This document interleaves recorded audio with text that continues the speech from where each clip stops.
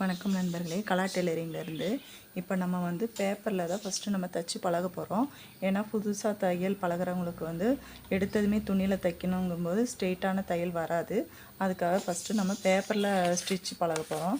Straight, corner, round இந்த மாதிரி பேப்பரில் ஃபஸ்ட்டு தைச்சி பழகிட்டு அதுக்கப்புறம் இந்த பேப்பர்லேயே வந்து நம்ம துணி வச்சு நம்ம ஃபஸ்ட்டு அதேமாரி ஸ்ட்ரெயிட்டு, கார்னரு, நம்ம ரவுண்டு பழகிட்டு அதுக்கப்புறம் தான் நீங்கள் துணியில் ஸ்டிச் பண்ணிங்கன்னா கரெக்டான அளவு வரும். ஏன்னா ஸ்லீவ் அட்டாச் பண்ணும் பொழுதுலாம் 1/4 இன்ச்சு தான் பிடிக்கணும். அதுமாரி பட்டி ஜாயின் பண்ணுற இடத்துலலாம் 1/4 இன்ச்சு தான் பிடிக்கணும். அதனால் வந்து நீங்கள் ஃபஸ்ட்டே நீங்கள் இது தைச்சி பழகாமல் ஸ்ட்ரைட்டாக நாங்கள் துணியில் தைக்கிறோம் அப்படிங்கும்போது அது வந்து புதுசாக பழகிறவங்களுக்கு வராது. டெய்லரிங் ஓரளவுக்கு தெரிஞ்சவங்களுக்கு வந்து சரி மிஷினில் வச்சதுமே டக்குன்னு தைச்சிருவீங்க. ஆனால் புதுசாக பழகிற இப்போ தான் நான் வந்து எதுவுமே பழகாமல் இப்போ தான் ஸ்டார்டிங்கே மிஷினில் உட்காந்து நான் தைக்க போகிறோம் அப்படிங்கிறவங்களுக்கு தான் இது சொல்லித்தரேன். ஏற்கனவே தெரிஞ்சவங்க இதை வேணா உங்களுக்கு இந்த ட்ரிக்ஸ் பிடிச்சிருந்தா ஃபாலோ பண்ணிக்கிங்க. இது வந்து புதுசாக எதுவுமே தெரியாமல் நான் இங்கே இப்போ தான் தையலே பழக போகிறோங்கிறவங்களுக்கு தான் இதெல்லாம் நான் சொல்லி கொடுத்துட்ருக்கேன். அதனால் இதெல்லாம் தெரியும், எதுக்கு நீங்கள் இதெல்லாம் சொல்லித்தரீங்கிறத நீங்கள் கேட்டுறாதீங்க. ஏன்னா ஒரு சில பேர் வந்து நாங்கள் இப்போ தான் பழகவே ஆரம்பிச்சிருக்கோம் அப்படின்னு சொல்லி யூடியூப்பை பார்த்தா நாங்கள் பழகுறோம் அப்படின்னு நிறைய பேர் கமெண்ட் போட்டிருக்கீங்க. அதுக்காக தான் நான் ஃபஸ்ட்லேருந்து எப்படி ஸ்டிச் பண்ணணுங்கிறது ஸ்டார்டிங்லேருந்தே உங்களுக்கு நான் சொல்லி கொடுத்துட்ருக்கேன். இதில் வந்து நம்ம ஃபஸ்ட்டு பேப்பரில் வந்து 1/4 இன்ச்சு கைடு அளவு போட போகிறோம். ஏன்னா அந்த ஸ்ட்ரெயிட் தையலே வந்து நம்ம 1/4 இன்ச்சு ஒரே லெவலில் போட போகிறோம். ஏன்னா ஒரு தையல் பக்கத்துலேயும் ஒரு தையல் அடுத்தது தள்ளியும் போடக்கூடாது.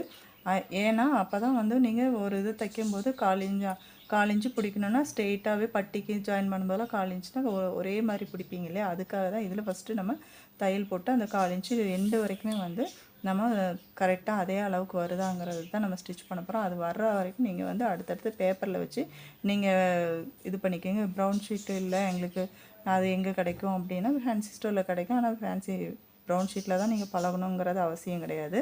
நீங்கள் என்ன பண்ணலாம் அப்படின்னா நோட் பேப்பர் இருக்கும் இல்லையா, அதில் கூட நீங்கள் ட்ரை பண்ணலாம். ப்ளெயின் பேப்பர் இருக்கும் இல்லையா, கோடு போட்ட பேப்பர் எக்காரணத்தை கொண்டு கோடு போட்ட பேப்பரில் நீங்கள் பழகுனீங்க அப்படின்னா அது உங்களுக்கு நீங்கள் நார்மலாக துணியில் தைக்கும்போது சரியாக வராது. எப்போவுமே ப்ளெயின் பேப்பரில் தான் நீங்கள் பழகணும். அப்போ தான் உங்களுக்கு நீட்டாக வரும். இதுக்கு வந்து நம்ம கீழே வந்து பாபின் கேஸ் போட போகிறதில்ல, மேலே நூலும் போட போகிறதில்ல. ஃபஸ்ட்டு நம்ம சும்மா பேப்பரில் தான் நம்ம கைடு அளவு நம்ம தைக்க போகிறோம். அது எப்படிங்கிறது தான் இப்போ நம்ம பார்க்க போகிறோம்.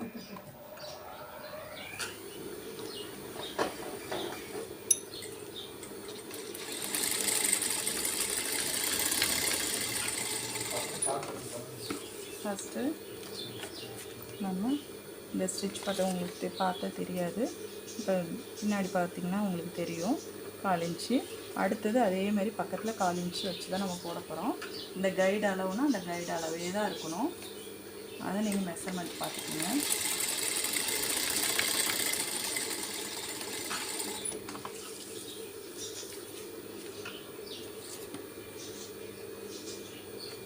பார்த்திங்கனாவே தெரியுதுங்களா?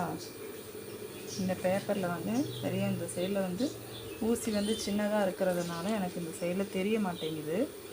பார்த்திங்கனாவே தெரியும், எதுவுமே தெரியல. ஆனால் இந்த சைடில் திருப்பி பார்க்கும்போது தான் உங்களுக்கு தெரியுது. நான் இதுக்கும் இப்படி வேணால் வச்சு திருப்பி போட்டு பார்க்குறேன்.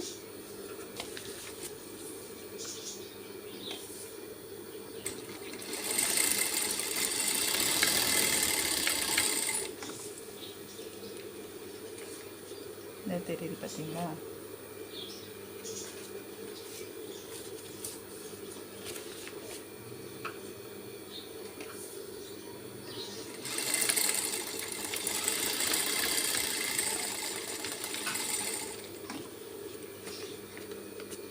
ஒன்று போல் இருக்குங்களா?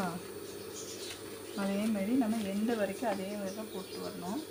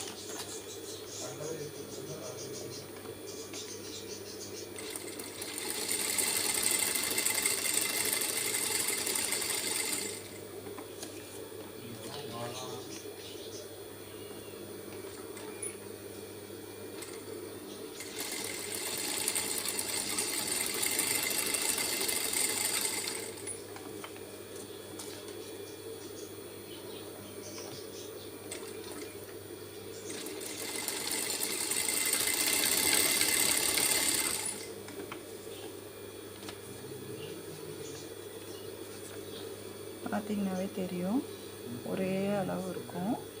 1/4 இன்ச்சுனா அந்த 1/4 இன்ச்சு தான் வந்து நம்ம ஃபுல்லாக நம்ம இந்த ஓரளவுக்கு இந்த அளவுக்கு பேப்பர்லேயே நீங்கள் ப்ராக்டிஸ் பண்ணாலே போதும். ஃபுல்லாக 1/4 இன்ச்சு நெட்டுக்கு நீங்கள் போட்டு தைச்சிக்கலாம்.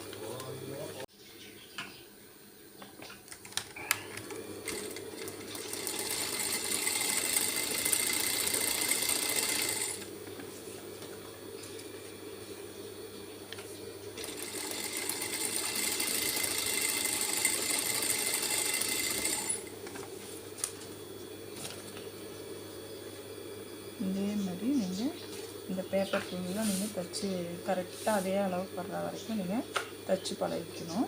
அதுக்கப்புறம் வந்து நம்ம இதிலே வந்து நம்ம கார்னர் தைக்க போகிறோம் சுற்றி.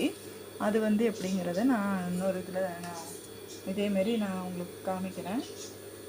அதுவும் வந்து சுற்றி நம்ம கார்னர் வந்து ஒரு பாக்ஸ் போட்டுட்டு அதுக்கப்புறம் அடுத்த பாக்ஸு திருப்பி எடுத்து அதே 1/4 இன்ச்சில் தான் போடணும். அப்படி எண்டு வரைக்கும் நீங்கள் போட்டு முடிக்கணும். அதை நான் போட்டு காமிக்கிறேன் பாருங்க. ஃபஸ்ட்டு இந்த 1/4 இன்ச்சு இதுகிட்ட வரும்போது நம்ம நிறுத்தணும். நிறுத்தி அதுக்கப்புறம் தான் நம்ம இப்படி எடுக்கணும். ஏன்னு கேட்டால் அப்போ தான் வந்து நம்ம இந்த கார்னரு திருப்புறது பானைக்கு, அப்புறம் வந்து நம்ம ஒரு டிசைன் வச்சு நம்ம இது மாதிரி தைக்கும்போது நிறுத்தி நம்ம திருப்ப தெரியணும். அதுக்காக தான் இந்த ப்ராக்டிஸு. நம்ம கார்னர் நம்ம நிற்கணுங்கிற இடத்துல வந்து கரெக்டாக அந்த ஊசி நிற்கணும். அதுக்காக தான் இந்த ப்ராக்டிஸ். இந்த ப்ராக்டிஸ் பண்ணிங்க அப்படின்னாலே உங்களுக்கு வந்து எந்த இடத்துல நிற்கணும் அப்படிங்கும்போது ஆட்டோமேட்டிக்காக கால் வந்து உங்களுக்கு அந்த இடத்துல நிற்கிறதுக்கு ஸ்லோவாயிரும் கால்.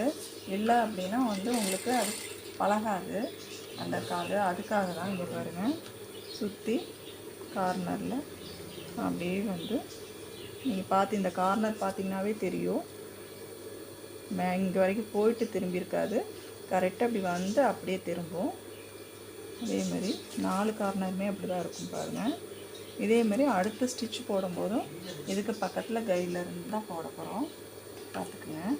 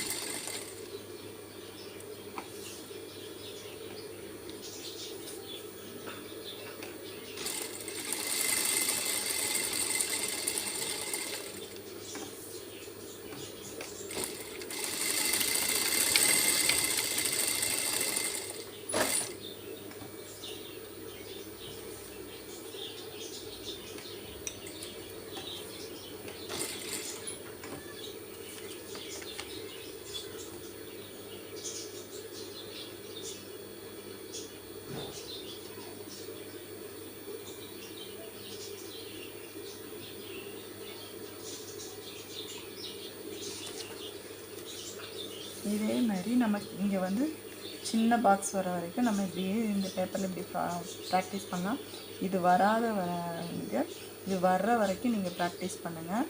அதுக்கப்புறம் தான் வந்து நீங்கள் அடுத்ததுக்கு மாறணும். நீங்கள் இதுக்கு வராமல் சும்மா நம்ம அடித்து பழகிட்டோங்கிறதுக்கு அடுத்தது நீங்கள் போனீங்க அப்படின்னா கை திருந்துறதுக்கு முன்னாடி நீங்கள் சொல்லி கொடுக்குறத வந்து அதே மாதிரி நீங்கள் தைச்சி பழகிறதுக்கு முன்னாடி அடுத்தடுத்து ஸ்டெப்பு கற்றுக்கணுங்கிறதுக்கு அடுத்தடுத்து போனீங்க அப்படின்னா கொஞ்ச நாளையில் எப்படின்னா நீங்கள் ஒரு மாதம் தைக்காமல் இருந்தீங்கனாலே உங்களுக்கு மறந்து போயிடும்.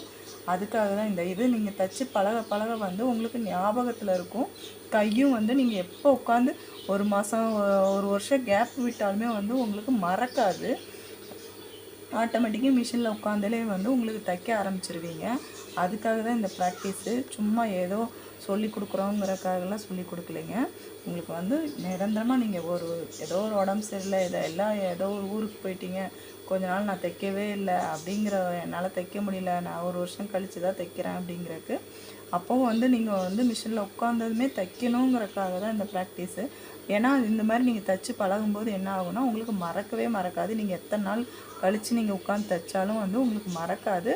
கரெக்டாக ஞாபகத்தில் இருக்கும். நீங்கள் மிஷினில் வந்து ஆட்டோமேட்டிக்காக வந்து உங்களுக்கு தைக்க ஆரம்பிச்சிருவீங்க. ஒரு சில பேர் சொல்லுவாங்க, நான் டெய்லரிங்லாம் பழகினேன், ஆனால் ஒரு வருஷம் கழித்து நான் மறந்துட்டேன் அப்படிங்கிறாங்க.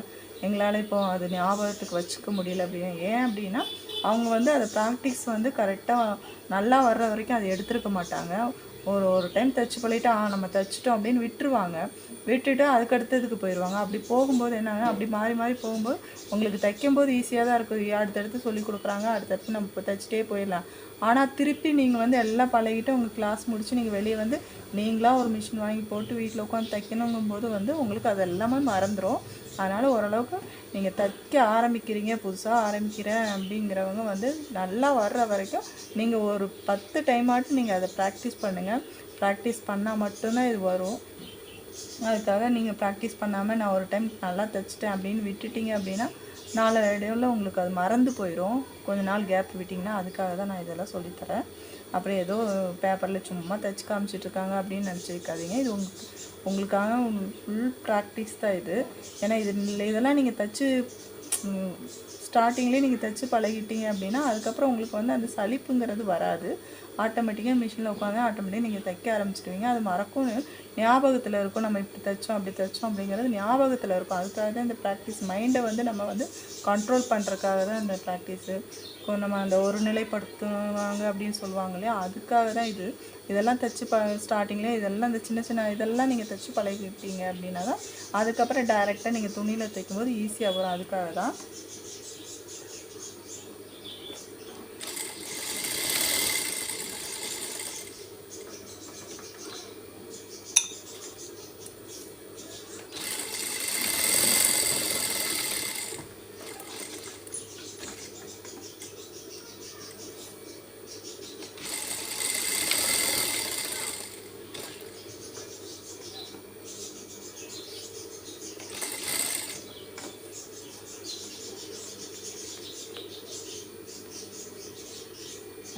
பார்த்திங்கனாவே தெரியும் உங்களுக்கு அடுத்தடுத்து வந்திருக்கு. ஆனால் எந்த காரணமே வந்து நான் போயிட்டு அதுக்கப்புறம் ரிட்டர்ன் வரல, அப்படியே அதுலேருந்தே தான் திருப்பி இருக்கேன். பார்த்திங்கனாவே தெரியும். இதே மாதிரி தான் நீங்கள் திருப்பணும். சும்மா ஏனோ தானே திருப்பக்கூடாது. இப்படி வைக்கும்போது உங்களுக்கு தெரியும்னு நினைக்கிறேன் அந்த கேப்பு.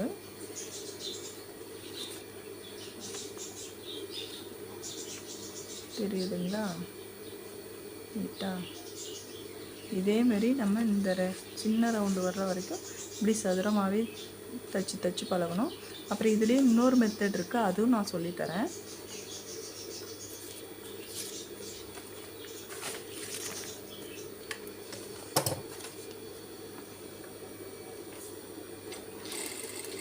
ஃபஸ்ட் என்ன பண்ணணும் அப்படின்னா எப்படி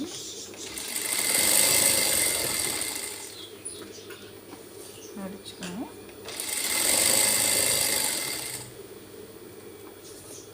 அதுக்கப்புறம் இங்கே தான் நம்ம ஜாயின் பண்ணியிருக்கோம். அந்த இடத்துக்கிட்ட வரும்போது இதிலேருந்து ஒரு கைடளவு திருப்பி தள்ளியே நிப்பாட்டிட்டு அப்படியே திருப்பி நம்ம அடிக்க ஆரம்பிக்கணும்.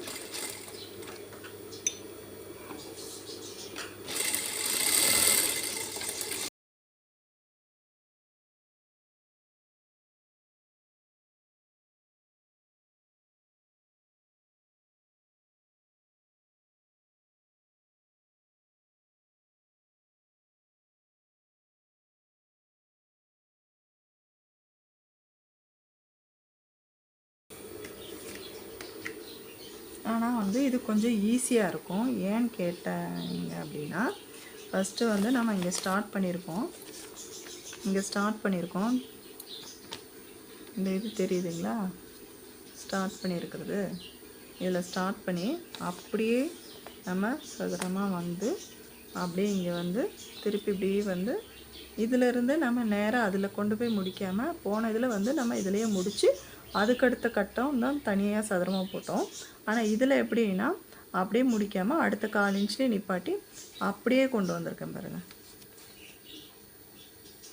ஆனால் அதை விட இது கொஞ்சம் ஈஸியாக இருக்கும். ஏன்னா நம்ம அப்படியே அந்த ஃபஸ்ட்டு அது ஒரே ஸ்டிச்சில் பேப்பரை மட்டும் திருப்பி நம்ம அப்படியே இந்த சதுரமாக நம்ம போட்டுட்டு வருவோம். அதில் அப்படி கிடையாது. நிறுத்தி நம்ம வேணால் ஒரு சில இடத்துல நம்ம நிறுத்தி எடுத்து திருப்பி அதை தைக்கணுங்கும்போது அந்த மெத்தடும் உங்களுக்கு யூஸ் ஆகும். அதே இது இந்த கார்னரில் இந்த மெத்தடும் உங்களுக்கு யூஸ் ஆகும்.